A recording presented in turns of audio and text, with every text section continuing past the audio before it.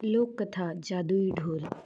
पश्चिम भारत के एक छोटे से राज्य में धर्मराज नामक एक बुद्धिमान और न्यायप्रिय राजा रहता था। उसकी प्रजा के मन में उसके लिए बहुत श्रद्धा और आदर था। राजा धर्मराज बहुत लंबा और ऊंचा और रूपवान था। उसके सिर के बाल काले और घने थे, जिन्हें उसका खास कोई भोलू ही काटता था। भोलू यह काम कई वर्षों से कर रहा था और अपने शाही हजाम होने का उसे बहुत गर्व था। पर भोलू को एक बात का बहुत ध्यान रखना पड़ता था। जब भी वह राजा के बाल काटने जाता, उसे याद रखना पड़ता था कि वह राजा के साथ बिल्कुल अकेला हो। उस समय किसी का भी शाही कमरे में आना सख्त मना था। बात दरअसल यह थी कि भोलू राजा के बारे में एक राज जानता था। राजा के सिर के दोनों तरफ दो छोटे छोटे सींग उग रहे थे। यह बात सिर्फ राजा और उसका नाई जानते थे। जब भोलू ने पहली बार यह नज़ारा देखा तो वह भौचक्का रह गया, लेकिन उसने राजा से वादा किया कि इस बात का जिक्र वह कभी किसी से नहीं करेगा। महाराज, आप निश्चित रहें, भोलू राजा से बोला। आपका यह राज मेरे पास सुरक्षित है। किसी और को इस बात की कानो कान भी खबर नहीं होने पाएगी। ऐसा सुनकर राजा धर्मराज ने राहत महसूस की। उसे डर था कि अगर लोगों को इस बात की जानकारी हो गई तो राज्य भर में उसकी खिल्ली उड़ेगी। हो सकता है लोग उसका आदर करना बंद कर दें या फिर नए राजा की ही मांग करने लगें। इसलिए भोलू के वादे के बावजूद राजा ने उसे सख्त हिदायत देते हुए कहा, भोलू, अगर तुमने अपना मुंह खोला तो जान लो सजा तो मिलेगी ही, देश निकाला भी मिलेगा। भोलू हजाम की डर के मारे घीघी बंद गई। उसने कानों को हाथ लगाया और अपना मुंह बंद रखने की कसम खाई। कई वर्ष बीत गए। भोलू को अपना वादा याद रहा। उसके स्वामी भक्ति से प्रसन्न राजा यदा कदा उसे अच्छे अच्छे उपहार भी देता रहता। पर समय बीतने के साथ साथ भोलू के सब्र का बांध भी टूटने लगा। उसके पेट में वह राज अब पचता नहीं था और वह चाहता था कि कोई तो ऐसा हो जिसे वह राजा के सींगों वाली बात बता सके। लेकिन राजा की चेतावनी उसे चुप रहने पर मजबूर करती थी। एक दिन भोलू राजा के बाल काटकर महल से लौट रहा था और रास्ते भर उसके सींगों के बारे में सोचता रहा। भोलू का घर एक छोटे से जंगल के उस पार था। ऊंचे ऊंचे पेड़ों और लटकती बेलों के बीच में से धीरे धीरे चलता हुआ भोलू जब थक गया तो सुस्ताने के लिए एक घने पेड़ के नीचे बैठ गया। भोलू को रह रहकर सींग याद आ रहे थे। फिर यकायक वह उठकर खड़ा हो गया। वाह, जवाब नहीं मेरे दिमाग का, भोलू बोला और उस पेड़ को देखने लगा जिसके तले वह बैठा था। भाई, इस पेड़ को तो बता सकता हूँ न राजा के उन अजीब सींगों के बारे में। अब यह रहस्य मेरे पेट में नहीं पचता। पेड़ तो बोल सकता नहीं और इस तरह किसी और को भी यह बात पता चलने का डर भी नहीं है। पेड़ के पास यह भेद हमेशा भेद रहेगा और मैं भी इस बोझ से मुक्त हो जाऊंगा। भोलू ने ऐसा निश्चय किया और जोर से बोला, हे पेड़, आज मैं तुम्हें एक भेद बताने वाला हूँ।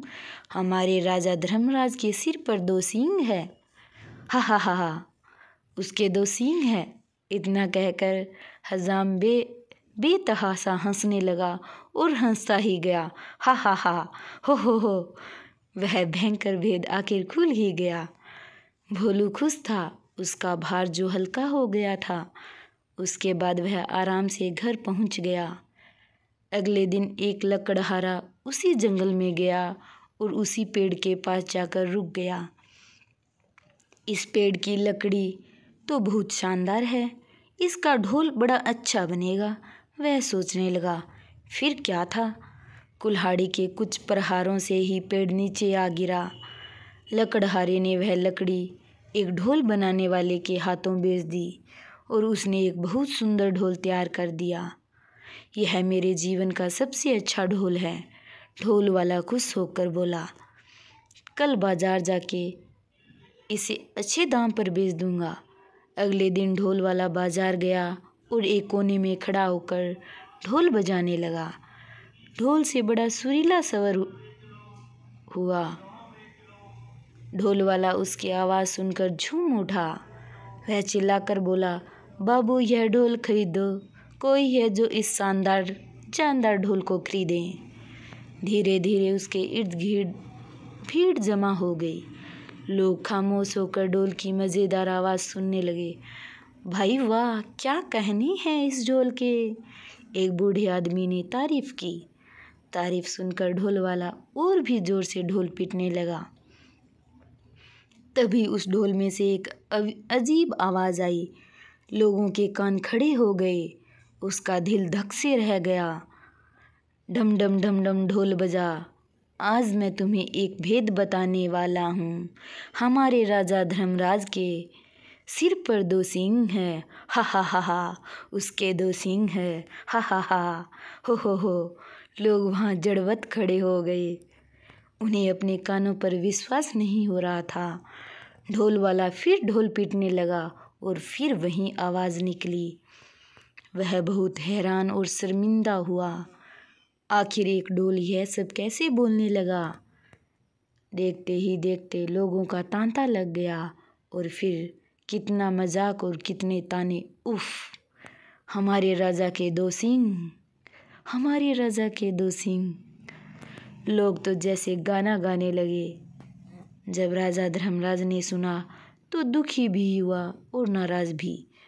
गुस्से से उसका चेहरा तमतमा उठा और वह गरजते हुए बोला, उस ढोल वाले को पकड़कर यहाँ ले आओ। राजा के सैनिकों ने शीघ्र ही उसे पकड़ा और राजा के समक्ष प्रस्तुत किया। ढोल वाला डर के मारे कांप रहा था। बदमाश, तेरी इतनी हिम्मत कि तू मेरी खिल्ली उड़ाए, राजा फुंफकारा। भयभीत ढोल वाले ने राजा के पैर पकड़ लिए। महाराज, वह गिड़गिड़ाया, मैंने तो एक लकड़हारे से कुछ लकड़ी खरीदी थी और उसी से यह ढोल बनाया है। मैं बिल्कुल नहीं जानता कि यह ढोल ऐसी बेहुदा बात कैसे बोल रहा है। मुझे क्षमा कर दीजिए महाराज। राजा ने लकड़हारे को बुलाया। जो लकड़ी तुमने ढोल वाले को बेची वह तुम्हें कहाँ से मिली? लकड़हारा डरते हुए बोला, जंगल में एक पेड़ से मिली महाराज। तुम्हारी लकड़ी से बना ढोल बोलता कैसे है? राजा धर्मराज ने पूछा। मैं तो खुद हैरान हूँ महाराज, दुविधा में फंसा। लकड़हारा बोला, मैं कई वर्षों से लकड़ी काटता और बेचता आया हूँ, पर ऐसा अचंभा पहले न कभी देखा न सुना। अब राजा परेशान, लकड़ी कैसे बोलने लगी?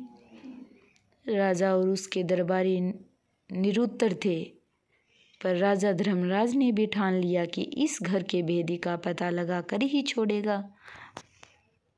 वह सोचने लगा, उसके अलावा सिर्फ एक ही व्यक्ति यह भेद जानता था और वह था भोलू नाई। पर भोलू तो इतना निष्ठावान है कि इतने सालों बाद भी उसने अपने मुंह को ताला लगाए रखा है। नहीं, भोलू ऐसा नहीं कर सकता। फिर भी उसने एक बार भोलू को बुला भेजा। भोलू को जल्दी से हमारे सामने पेश करो, वह अपने सैनिकों से बोला। भोलू नाई आया, ऊपर से नीचे तक थरथराता हुआ। भोलू, एक तुम ही हो जिसे मेरा भेद पता था। तुमने और किसे बताया? सच उगल दो वरना सजा पाओगे। मैं महाराज, डर से भोलू हकलाने लगा। आप तो जानते ही हैं मैंने कितने वर्षों से अपना मुंह बंद रखा, पर मेरे लिए यह बात छुपानी मुश्किल हो रही थी। मैं चाहता था कि कोई तो हो जिसे मैं ये राज बता सकूं। बोलते बोलते भोलू रुक गया और सिर झुकाकर खड़ा रहा।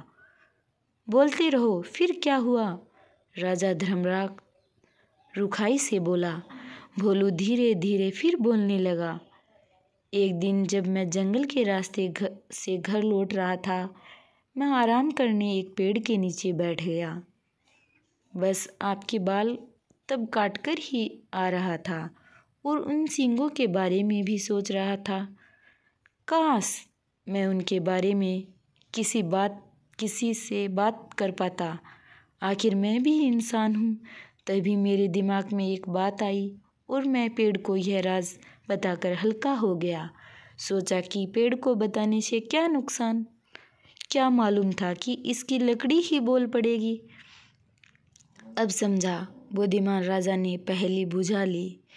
वह पेड़ जादुई था, सुन बोल सकता था, इसलिए उसकी लकड़ी से बने ढोल को जैसे ही पीटा गया वह बोलने लगा। और जो कुछ तुमने मेरे सींगों के बारे में कहा वही शब्द वह दोबारा दोहराने लगा।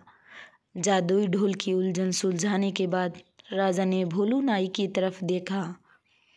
भोलू शर्म से सिर झुकाए खड़ा था। लकड़हारा और ढोल वाला भी पानी हाथ बांधे सजा का आदेश सुनने के लिए खड़े थे। राजा धर्मराज बुद्धिमान ही नहीं, न्यायप्रिय भी था। उसने तीनों को क्षमा कर दिया, क्योंकि वह जानता था कि ढोल के जादुई होने में उनका कोई दोष नहीं था।